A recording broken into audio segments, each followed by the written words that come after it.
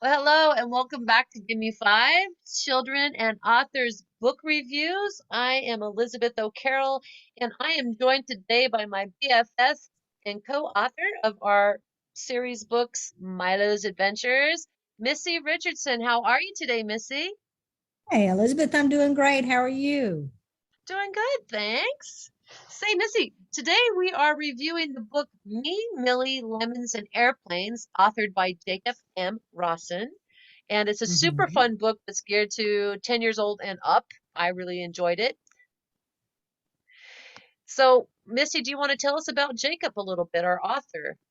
Sure. Jacob is the author of a fast-paced and easy-to-read Me and Millie series. Being an author, he of course loves to write stories, and he's got a great imagination. When he's not writing, he likes to spend time with his family doing ordinary things like going for long walks in nature, juggling, boxing, putting too much chili in pretty much every family dinner, and swing dancing, even though he probably shouldn't. He lives in a house with his wife, two children, and two goldfish who are rapidly outgrowing their tank, and he loves coffee. Oh, I'm with them on that one for sure.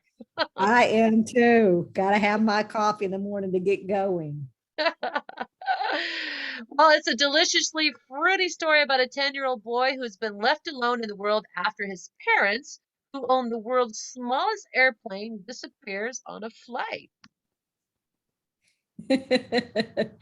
Yes, indeed. And then the little 10-year-old boy, I think his name is Marius, meets Millie when Millie suddenly shows up with the plan to blow together an airplane, whatever that means, and lemons begin to fly. Boy, does his life become very exciting then.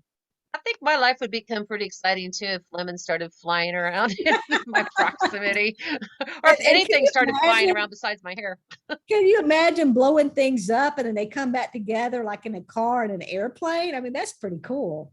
That would be cool. Especially as much stuff as I've broken in the past, it would be great just to apply the blow dryer and be I able to know, right? put it back together. I love it. Well, Yes, as the indeed. story goes, Marius, his parents are lost on their incredibly small airplane on an uncharted island and no one can find them. So he's left to his own demise to take care of himself, but he does have one tree that produces 6 lemons a day. Want to talk about that tree? Oh, it's an amazing tree. Can you imagine? The tree came from one of the islands that the father was flying on, Australia or somewhere. I can't remember exactly where it was at, but anyway, the tree was going to be cut down by the guy that had the I forget what he was growing, but there was the tree, the lemon tree was growing there, and he was going to cut it down. And Morris's dad decided that he would take one of the lemon seeds and bring it home and plant it. And when he Yeah, and did, the tree it was was pretty awesome. gnarly, right? Twisted, and the Yeah. the seeds that he brought home were all wrinkled and They were, probably didn't look like yeah, they grow black and anything. wrinkled. Hmm. Yeah. But Well, it's interesting. what was cool about it, interesting about it, was it would only grow 6 lemons at a time. Yeah, and they weren't sour lemons either. They were sweet lemons. Yeah. That's unusual for a lemon tree. And that's where Mrs. Grum comes in. Boy, what a character she is, huh? Yes, indeed. So the boy, Marius, carries on to sell these 6 lemons a day to Miss Grum because that's the only income he has coming in while his parents are missing in action, right? Right. Yeah. And then he has to walk by this abandoned farm that he's quite curious about, but he never really had the courage to stop in. So one day he decides to stop in at the farm. And what happens next? He meets Millie. And Millie is in the process of, well, actually, I think Millie flew by him in the car that she blew up, didn't it? Didn't she? She flew Yeah, by he him thought it was just a trying to deliver UFO. the lemon. Yeah, thought it was a UFO and like to run him over and smashed his lemons. Yes, indeed. And then she had to fly him back to get more lemons to bring it to Mrs. Crumb. Indeed. And that was curious enough in itself. And she decided that because he only delivered half the lemons, the other three got squashed, that she was only going to give him half the pay and that he would need to make sure that he brought her 6 lemons. And she paid a high price for these lemons, didn't she? She did. She didn't want to pay nothing for it either. That's right. So on trip number 2, he's on his way back with the next day, 6 more lemons. And then he gets run over again by Millie, doesn't he? Yep, because she blew up the car and made a plane. Right. She wanted to make her car, because it was a really cool car that she had before. It was real fast and everything, and it had wheels. But this time she wanted to fly, so she just blows it up with dynamite and then Yeah, blow dries it back together somehow. But she threw a yeah, broom onto the mix when she blew it up so that it would be able to fly. right. But she runs over his 6 lemons. So what does she do to revive these 6 lemons? Well, she takes Marius back to his house to the lemon tree and puts some kind of special blue, whatever it is that she grew. She gets the plane and the car together with. She puts it on the lemon tree, and it produces more fruit. Yeah, but these lemons are a little bit different. They Yeah, actually so float. They want to float out of their basket. So he has to put them in a basket and cover them up to keep them from not floating, right? This is like a special liquid she has in like a little cube, like a Rubik's cube kind of thing. yeah, Hmm. So made them fly. these little floating lemons change everything, don't they? Yes, they do. Because as we go along, we find out more about Mrs. Grumm's personality, and she doesn't have very good social skills, does she? She is definitely not a people person. Yeah, there was a very tragic incident at the grocery store when she was trying on sunglasses. Yeah, she was not very particularly nice to the owner of the store for sure. The store clerk, she I can't imagine, but she takes a bicycle air pump and puts it in his mouth and pumps up his head. Yeah, because he told her that maybe her head was too big for the glasses to fit. Yeah, so she's gonna pump up his head. Well, fortunately, because he is a human, his head didn't get any bigger. But then she continues with her honoring us for a nice little girl on her bicycle on the sidewalk, right? And Oh just as my gosh, she's not a very nice person at all. you could say, No. she was sour lemons, wasn't she? Yeah, she indeed was. But as we go on, and Millie revives the squished lemons that she ran over with her car, or squished them somehow, smashed them, takes these floating lemons back to Mrs. Grum so that he could get paid. And we meet a new character in the story at this point. Yeah, Mr. Halfbrow, who happens to be interested in buying Mrs. Grum's lemon soda recipe or factory. Hmm.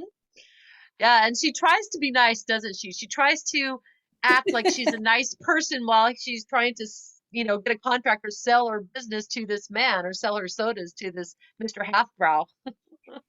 Yeah. But the little floating lemons just won't behave. They're still floating, right? Nope, they do not stay in the basket. They don't stay in the basket. And so what's really cool is even though Mrs. Grum is so mean, Marius gets a tour of the factory. The first time he gets to see what happens to the lemons that he delivers every Right, day, right? right. Yes, indeed. He gets to see how the special lemon soda is made. Which is pretty much just shoving them into some kind of a spout thing, and then they come out and make this huge vats of lemonade, right? Right, exactly. Yeah. But I thought it was kind of comical because on the ride over, if you can imagine, Mr. Halfbrow is pretty heavyset, and so is Mrs. Grum. And poor Marius gets squished in between both of them as they're inhaling and exhaling. Bad And breath and he, everything else. It's oh oh, my goodness. I don't know if you've ever been in that situation, but I haven't. I really empathize I with have, most indeed. It's not a very pleasant situation to be in. no. So Missy, tell us what happens when Mr. Halfbrow takes a sample of this lemonade. Well, he takes a sample of the lemonade and then he realizes that he's floating off the ground. And not only him, but Mrs. Grum, who also drank some because they were, kind of like celebrating that he was going to buy her soda factory. So she drank some, and the both of them started floating off the ground higher and higher. Higher and higher, yeah.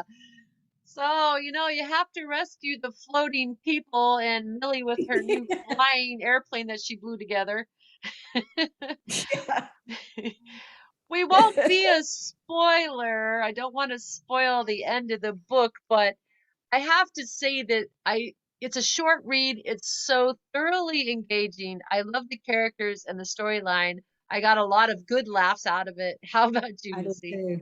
I did too. It's a cute little book. I really enjoyed it. And I think that for any 10-year-old, or even there's a lot of really fluent 7-year-olds out there that can read this book no problem. And the imagination and the humor and the storyline and Yes. how Millie and Marius come together to become friends and help each other out. And there is a twist at the very end that we're not going to be a spoiler, are we?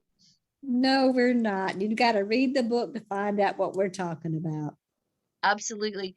And what's really neat is the story doesn't end there, because as we go on, we find out that book two is the continuation of this book, where Millie Yeah.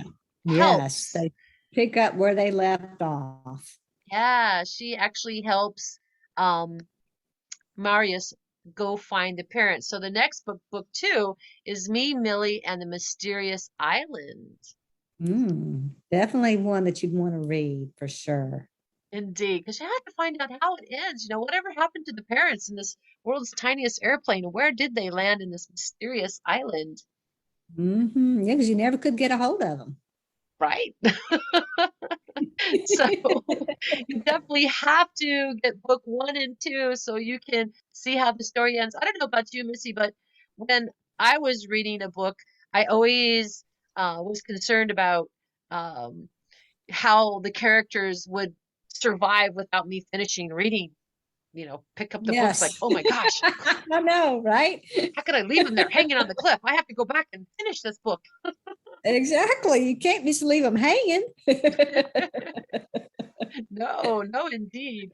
And book number two um, tells us that after crashing Millie's homemade plane into the sea, our two friends managed to get ashore on a strange island with a scared little dog, a flying lemon named Benny, and for some reason, an old lute. They set out to discover the secret of the mysterious island. So you definitely have to join in on that next book Yeah, that to definitely figure sounds like another interesting story to read. Indeed. And also, Jacob has another book that just recently released the first of the year here in January, I believe. It's The Horrible Chocolate. So it looks like a whole new character, new storyline. Yeah. Yeah. So you want to tell us about that book? Anything about chocolate, I definitely want to tell you about. This one is a belly bubbling, hilarious story with a secret magical ingredient. When Bobby's last ever favorite chocolate bar gets snatched and gulped down by the bog, the school's biggest bully, he sets out to take revenge. Unfortunately, he's caught by the bog, who locks him down in the sewers. In the dark sewer tunnels, he finds a new friend who happens to have some unusual, maybe even magical device for getting back at the bog. Sounds pretty cool. It really does. And when Bobby finally gets his revenge, weird things begin to happen, things he could never imagine. So humor, action, flying bullies, and rat rockets. And chocolate. And chocolate. Where does the chocolate come in? That's what I want to know. So I'll have to get Yeah. the book and figure that one out too. Yeah.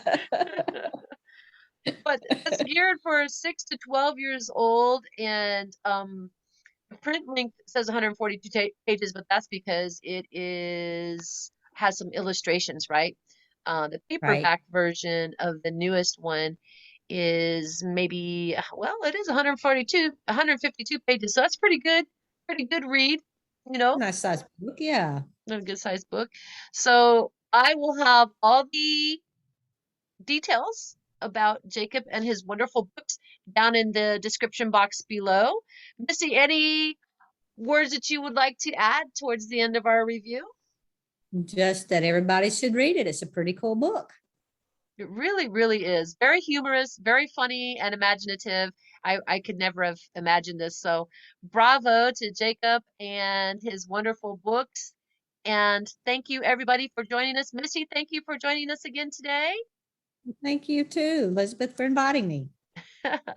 And we'll see everybody next time for our next review here on Gimme 5. Bye for now. Bye.